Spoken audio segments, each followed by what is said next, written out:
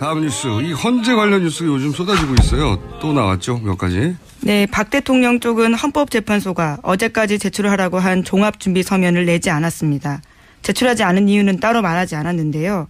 헌법재판소는 지난 16일 최종 변론 날짜를 정하고 종합준비 서면 하루 전날까지 제출하라 이렇게 예약했거든요. 그런데 그것도 안 지킨 거죠. 네.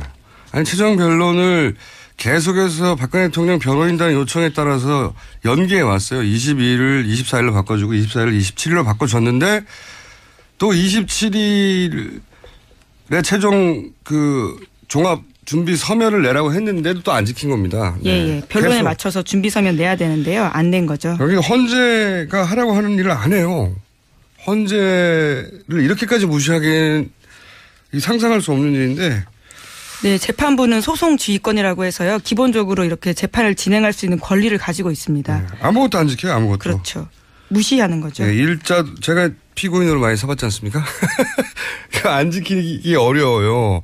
사법부가 결정을 하면 사법부의 심기를 건드리지 않기 위해서 가능하면 모든 걸 지키거든요. 근데 여기서는 뭐 한두 번이 아니고 몇 번째입니까?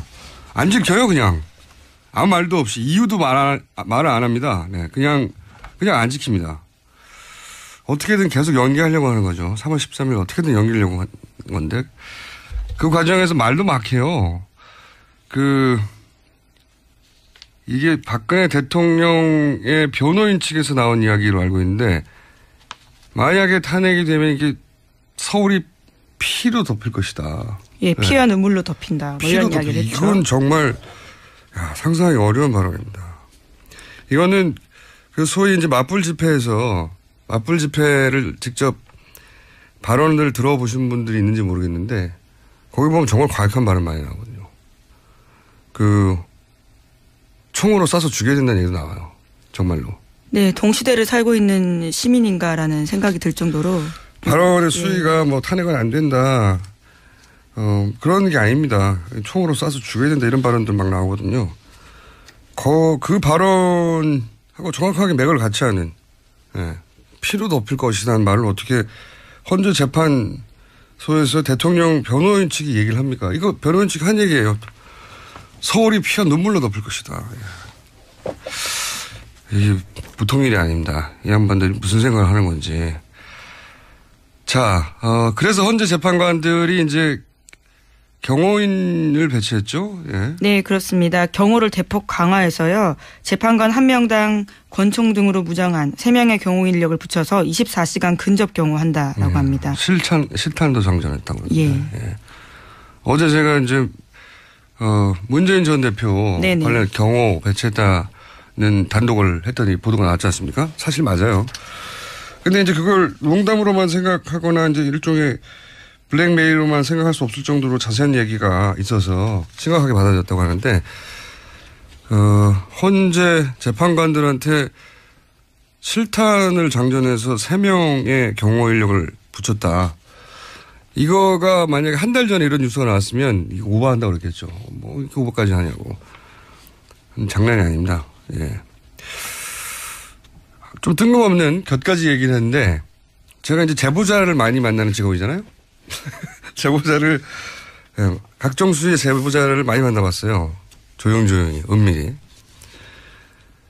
이게 비밀이 가장 많이 새는 곳이 어디냐면 첫 번째가 운전기사입니다. 아, 그렇죠. 네. 저도 운전기사 많이 만나봤어요. 운전기사가 이제 차 안에서 무심코 통화를 하는 거죠. 네. 동선도 다 알고 계시고요. 기사님들께서는. 네. 그래서 운전기사를 통해서 비밀이 많이 나오고 두 번째가 경호 인력입니다. 예. 뜬금없는 이야기인데, 예. 이 헌재 재판관님들의 이제 발언 하나하나가 굉장히 민감하고 앞으로 탄핵 결론이 어떻게 날지에 단서를 얻을 수 있는 유일한 분들이잖아요. 8분이. 자, 이 경호 인력 앞에서는 발언을 조심해 주십시오. 제 경험상 운전기사와 경호 인력을 통해서 중요한 비밀이 많이 나오더라. 네, 기자들의 핵심 취재원이기도 합니다. 네, 그 사람들한테 달려가서 물어보거든요. 네. 거기서 많이 나와요. 의외로. 뭐 주무실 때 제외하고 그렇죠? 네. 거의 같이 있는 분들이다 보니까 그리고 이제 항상 앞에 있으면 방심을 하게 되죠. 자기를 도와주는 사람들이라고 생각하고. 그래서 무심코 통화하거나 얘기하는 과정에 작은 단서들, 이걸 통해서 이제 기자들이 많이 보도를 하죠, 뭔가. 예, 그리고 어디 갔는지, 누굴 만났는지 그 정도 정보도 굉장히 중요하거든요. 누굴 만났는지 모르고 통화하는 것만 들어도 예. 그 통화를 하다 보면 옆에 운전기사나 경호 인력이 있다는 걸 깜빡하고 뭔가 속내를 말하는 경우가 있어요. 네.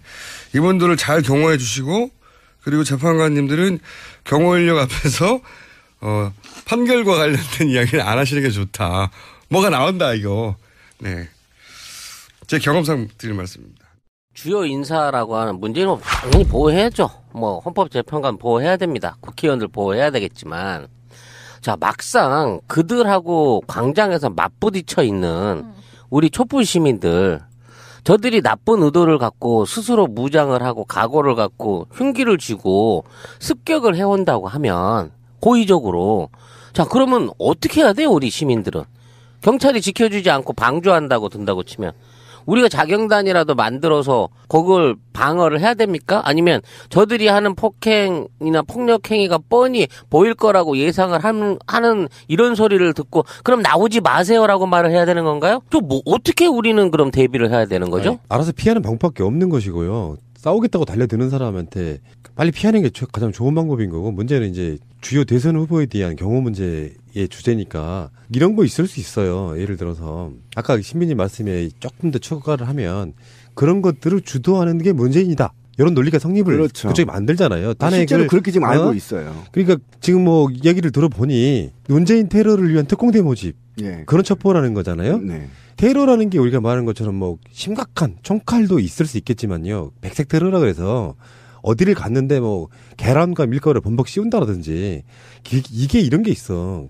우리들 입장에서는 뭐 저런 새끼들이 다 했냐고 분노하겠지만요. 반대로 말하면은 저들이 봤을 때 저게 괴수한테 막 밀가루나 계란 같은 걸 뒤집어 씌웠을 때 느끼는 통쾌한 복수심 같은 것들이 발동하면요. 움츠리고 있던 그 샤이 보수들이 일어날 가능성이 있는 그런 측면이라고 저는 보는 거거든요. 자기들이 보기엔 악이잖아요. 그 악에 대해서 응징을 했다. 자, 우리도 이제 숨어있지 말고 일어나자. 그런 의미로 쓰일 수 있다는 생각이 들어서요. 그러니까 실제로 페이크 기사나 가짜 기사하고 그다음에 예를 들면 이런 거예요. 지금 전라도 전주에서 제가 직접 음성을 제보받았는데요. 국민의당의 전주의 정치인들이 특별법이 기간 연장을 문재인이 반대한다. 이렇게 소문을 내요. 그런데 이거를 택시 기사들이 나불거리고 다녀요. 그러면 전주에서는요. 문재인이 지가 대통령이 되려고 특별법 기간을 연장 안 한다 이렇게 얘기를 하고 있는 겁니다. 그러면 그게 처음에는 긴 얘기 하고 있네. 문재인이 왜 그걸 반대해? 라고 얘기하겠지만 자꾸 들으면 맞아요. 전주에서는 그게 사실이 돼버리는 거예요. 문재인이 저거 나쁜 놈이네. 이렇게 돼버리는 겁니다. 마찬가지로 지금 탄기국 집회를 가면 이 모든 것은 오로지 문재인을 대통령으로 만들기 위한 저 북한 세력, 종북 세력들이 날조한 허위사실이라고 주장한단 말이에요. 그래서 그 허위사실의 근원을 뽑아야 된다고 얘기한단 말이에요. 그리고 지금 특공대를 모집하고 있는 겁니다. 그럼 이 특공대를 모집했으면 예전에 한강다리에서 뛰어내리라고 하든가 뭐 이런 얘기들이 있잖아요. 이게 그들만의 세계에서 외부에 정보가 차단된 상태에서 정보가 공유되면 집단 극화 현상이 일어나고 집단 극화 현상에서 오히려 자기가 더 아까 제가 말했던 것처럼 내가 그 1인 시위 자리마저도 서로 자기들끼리 싸우는 것처럼 서로 내가 더 박근혜에 충성할 거야 라고 충성 경쟁이 시작되면 어떤 현상이 벌어질지 몰라요. 저는 지금 사실은 밀가루 던지거나 계란 던진 거 상상을 전 넘어서 이미 더 이상의 일을 저지를 수 있는 상태까지 도달했다. 그러니까 예를 들어 드린 거고요. 그거는 모르지. 뭘 어떻게 할지 모르는데 이미지화 시키긴 좋아요. 그렇죠. 밀가루 먹고 계란 먹고 하는 게. 옛날 촛불 집회를 했던 노선들을 얘네들이 스스로 자기들 집회를 통해 가지고 이렇게 한번 뭐라 그래야 되지?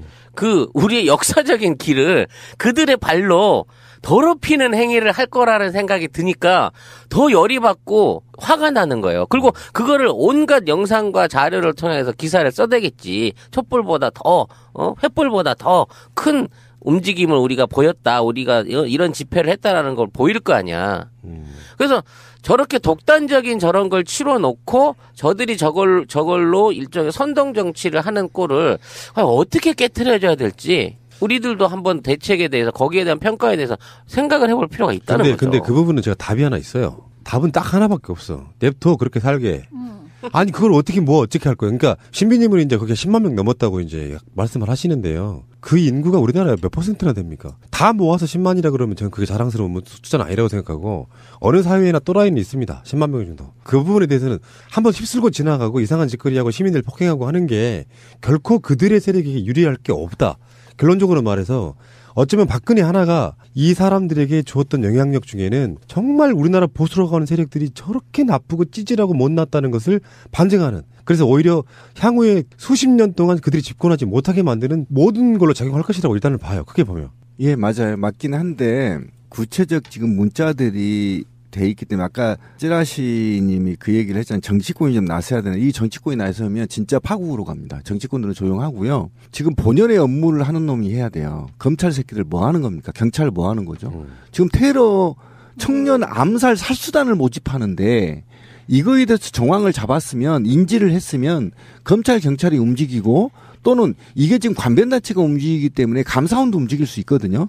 움직여서 지금 사회적 혼란을 막기 위한 움직임들을 해야 된단 말이에요. 만약에 이 문자가요, 촛불에서 나왔으면 어떻게 됐을까요? 만약에요.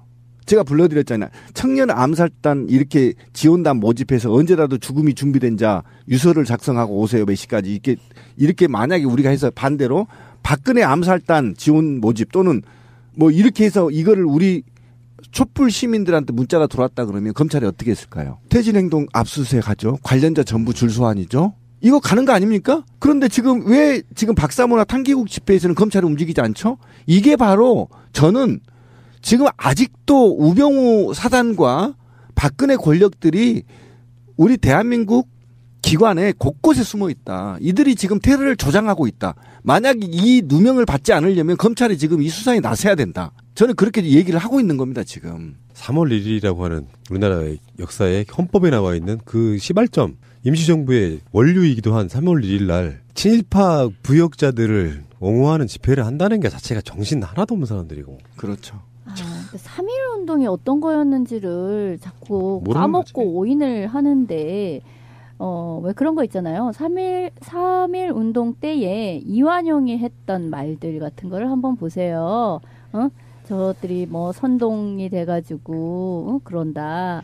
하나도 바뀌지 않을 텐데, 이런 짓을 하는 것은 어리석은 일이다. 3.1 운동 자체를 이완용 같은 친일파들이 지금, 극우파들이 촛불이나 이런 시민들을 바라보고 하는 말이랑 어쩌면 그렇게 똑같은지 알 수가 없다 싶을 정도로 그들이 그러니까 친일파의 그 정신이 그대로 독재 정권으로 이어오고 있었단 말이죠. 근데 그 후예라고 할 수 있는 자들이 지금 3.1절에 자신들의 봉기 날로 잡았다는 것 자체가 역사 인식 자체가 하나도 없거나 아니면 너무 뻔뻔스러운 거예요. 그 이야기를 마무리하자고 하면 문재인 대표에 대한 뭐 테러설, 그게 그 이야기를 그냥 설로 나온 게 아니에요. 대변인 격인 김경수 의원이 직접 언론에 한 얘기예요. 구체적인 첩보가 들어와서 지금 경호를 강화했다. 예비 후보라서 공식적인 경호가 안 붙는다네요. 그래서 그러니까 야당 후보가 공식적으로 되면 그때부터 이제 대선까지 경호가 붙게 되는데 그 전까지는 굉장히 좀 어려울 수 있다고 생각이 들고, 또 그런 설이 돌면 있잖아요. 야당 후보들 움츠러들어요. 하루에도 일정이 수십 개 있지 않습니까? 갈 때마다 어디서 뭐가 날라올지 모르니까 움츠러들게 되는 측면이 없잖아 있고, 언제쯤 정상적인 나라에 살 수 있을까요? 근데 이게 마치 핵발전소 같은 거죠. 언제 터질지 모르면 늘상 조심을 해야 됩니다. 그러니까 저는 황교안한테 화가 난 건 뭐냐면 지금 직무대행을 하고 권한대행을 하고 있지 않습니까? 그럼에도 불구하고 지금 야권 후보하고 헌재가 8명이 근접 경호까지 하게 되는 비상사태에 도래했단 말이에요. 이런데 사실은 이것과 관련해서 오히려 더 긴박하게 테러를 막기 위한 대책을 내놔야 됨에도 불구하고 오히려 지금의 여권 관계자들과 관료들이 이걸 부추기는 뉘앙스가 보이고 있다는 게 전 더 분노스럽고요. 이런 일이 만약에 만에 하나라도 벌어진다면 황교안과 검찰 그리고 경찰들이 저는 국민으로부터 사실은 그 지탄을 면치 못할 거다. 전 그렇게 봅니다. 지금이라도 움직이지 않으면 한번 생각해 보세요. 언제부터 헌재 재판관들을 근접경호까지 했나요? 이거 굉장히 위험한 중요한 상태예요. 때라는 거지. 아니 중요한 게 아니라 이런 테러 문자들이 돌고 있기 때문에 지금 그러는 거 아닙니까? 아무리 중요하다고 그러면 노무현 대통령 시절에도 했나요? 경호 안 했어요. 통합진보당 해산할 때도 경호 안 했어요. 근데 왜 지금 경호를 해야 될까요?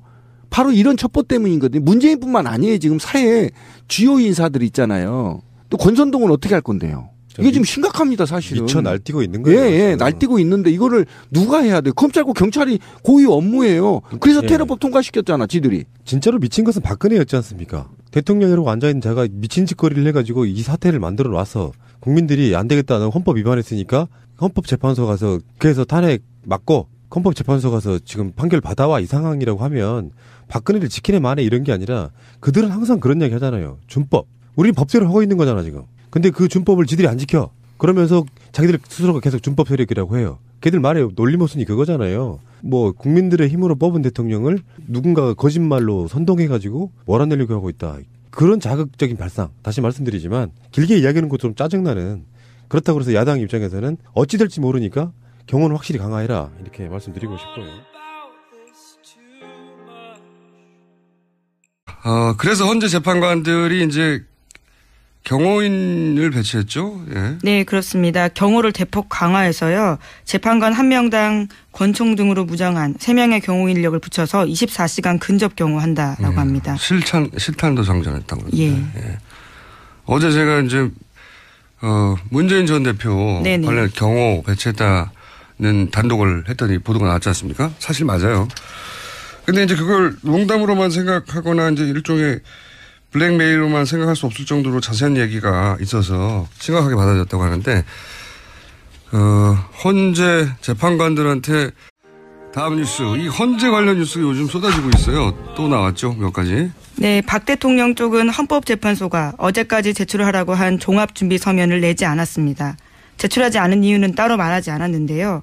헌법재판소는 지난 16일 최종 변론 날짜를 정하고 종합준비 서면 하루 전날까지 제출하라 이렇게 예약했거든요. 그런데 그것도 안 지킨 거죠. 네. 아니 최종 변론을 계속해서 박근혜 대통령 변호인단 요청에 따라서 연기해 왔어요. 22일을 24일로 바꿔주고 24일을 27일로 바꿔줬는데 또 27일에 최종 종합 준비 서면을 내라고 했는데 많이 나거든요. 총으로 쏴서 죽여야 된다는 얘기도 나와요. 정말로. 네, 동시대를 살고 있는 시민인가라는 생각이 들 정도로. 발언의 수위가 뭐 탄핵은 안 된다. 그런 게 아닙니다. 총으로 쏴서 죽여야 된다 이런 발언들 막 나오거든요. 그 발언하고 정확하게 맥을 같이 하는, 피로 덮일 것이라는 말을 어떻게 헌재 재판소에서 대통령 변호인 측이 얘기를 합니까? 이거 변호인 측이 한 얘기예요. 서울이 피와 눈물로 덮일 것이다. 이게 보통 일이 아닙니다. 이 양반들이 무슨 생각을 하는 건지. 자, 이유도 말을 안 합니다. 네, 그냥 안 지킵니다. 어떻게든 계속 연기하려고 하는 거죠. 3월 13일 어떻게든 연기하려고 한 건데, 그 과정에서 말도 막혀요.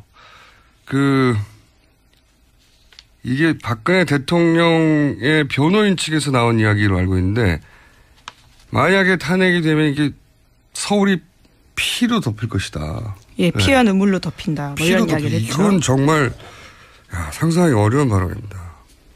이거는 소위 이제 맞불 집회를 직접 발언을 들어보신 분들이 있는지 모르겠는데 거기 보면 정말 과격한 발언. 그래도 또 안 지킨 겁니다. 예. 변론에 맞춰서 준비 서면 내야 되는데요. 안 낸 거죠. 여기 헌재가 하라고 하는 일을 안 해요. 헌재를 이렇게까지 무시하기에는 상상할 수 없는 일인데. 네, 재판부는 소송지휘권이라고 해서요. 기본적으로 이렇게 재판을 진행할 수 있는 권리를 가지고 있습니다. 네, 아무것도 안 지켜요. 아무것도. 그렇죠. 무시하는 거죠. 네, 제가 피고인으로 많이 사봤지 않습니까? 안 지키기 어려워요. 사법부가 결정을 하면 사법부의 심기를 건드리지 않기 위해서 가능하면 모든 걸 지키거든요. 근데 여기서는 뭐 한두 번이 아니고 몇 번째입니까? 안 지켜요 그냥. 아무 말도 없이.